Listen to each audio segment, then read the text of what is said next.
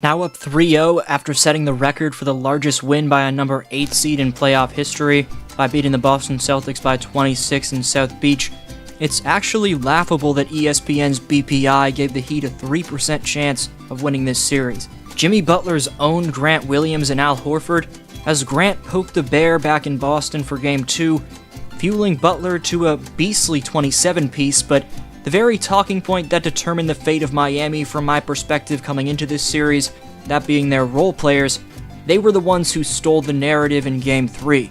Dade County's undrafted phenoms stole the show and are the scriptwriter's dream given their inspirational stories by how they overcame the odds of not hearing their name called by Commissioner Adam Silver. Gabe Vincent, Duncan Robinson, Max Strus, and Caleb Martin are 4 crucial Miami Heat rotation guys who are proven to the basketball universe that not being a top pick, or not being a pick at all for that matter, is far from the only route to make your dream a reality.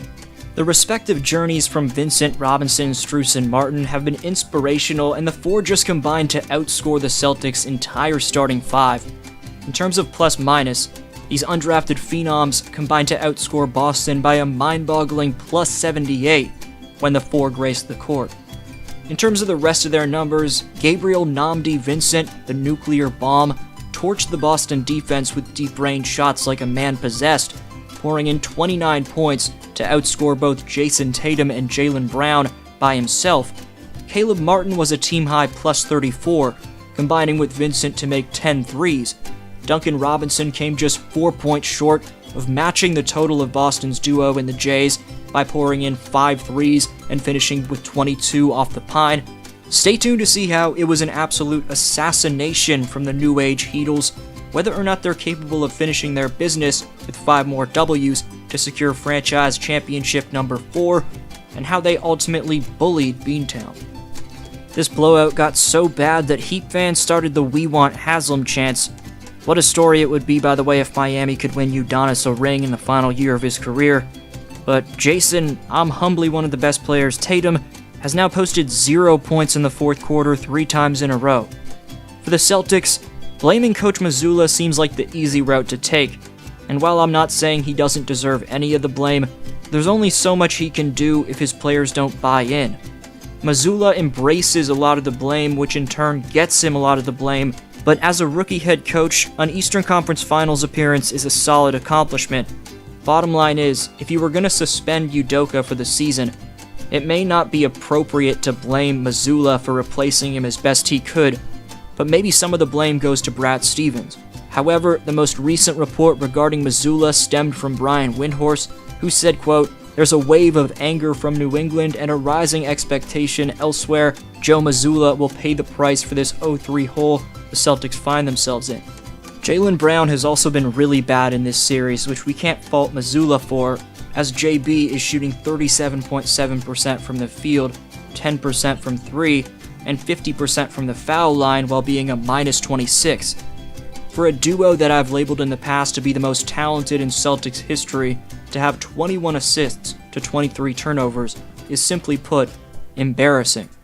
Magic Johnson would put it best on the Boston L, saying, "In my 44 years of being associated with the NBA, I never thought I'd see a Boston Celtics team, a franchise with 17 championships, quit. I know Celtics fans all over the world must be disgusted and devastated." Al Horford would mock the Heat during a Celtics run back in Game 2, gaining traction on Twitter for rubbing in said run with his signature timeout celly. But the Butler's all about the drama, and using anything he can for motivation. Jimmy would give Horford and the reigning East champions a taste of their own medicine, bending down for that same celly as the Heat pulled away in the third quarter of Game 3.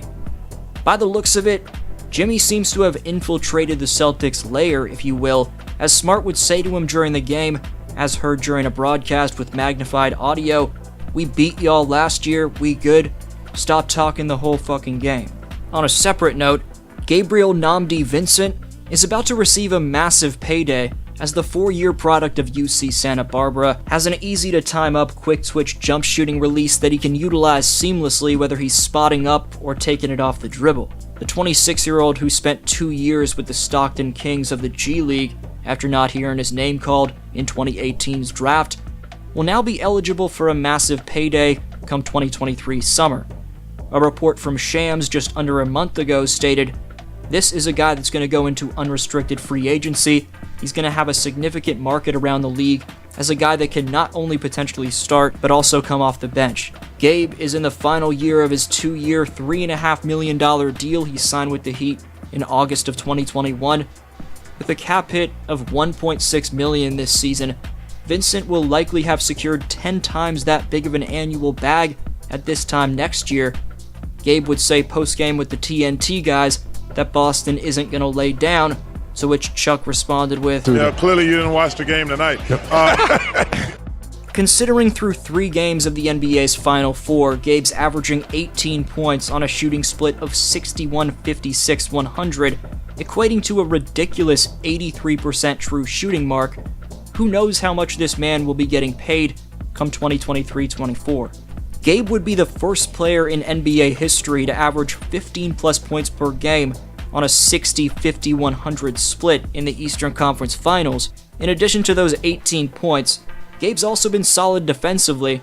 He's averaging 1.3 steals per night in this series, and his defensive rating would surmount to what would be a top 10 rating among shooting guards during the regular season. Then there was Duncan Robinson, who didn't hesitate like he hasn't been all playoffs long on Sunday, letting his elusive, high-arcing, long-distance sniping stroke fly with utter fluidity and confidence, the 2 qualities that any elite jump shooter requires. In the absence of Tyler Hero, the former NCAA talent who split his time between a D2 program at Williams College, in addition to the University of Michigan, in Robinson, has been exceptional throughout his resumed run being back in Spo's rotation. Duncan would pass LeBron for the most playoff threes made in Heat history. The Struce, as in Max, wasn't on the loose per se as much as he usually is, making just 2 of his 8 shots from the field, but the product of a small D1 program in Chicago, being DePaul University, who also split his time in college at a D2 school at Lewis University, was a game 4th best plus 20.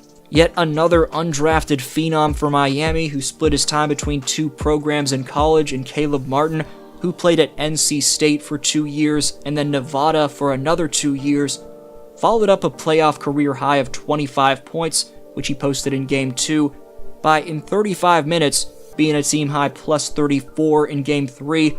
Just what a luxury Caleb's been with his mobility and bucket-getting prowess.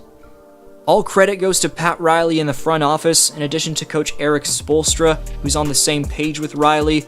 These 2 combined to take chances on any talent that fits their needs and that they like as players and humans, judging whether to acquire these players without any biases in terms of their background as players. That's led this Heat team to have an assortment of perfectly suited weapons around Jimmy Butler and Bam Adebayo.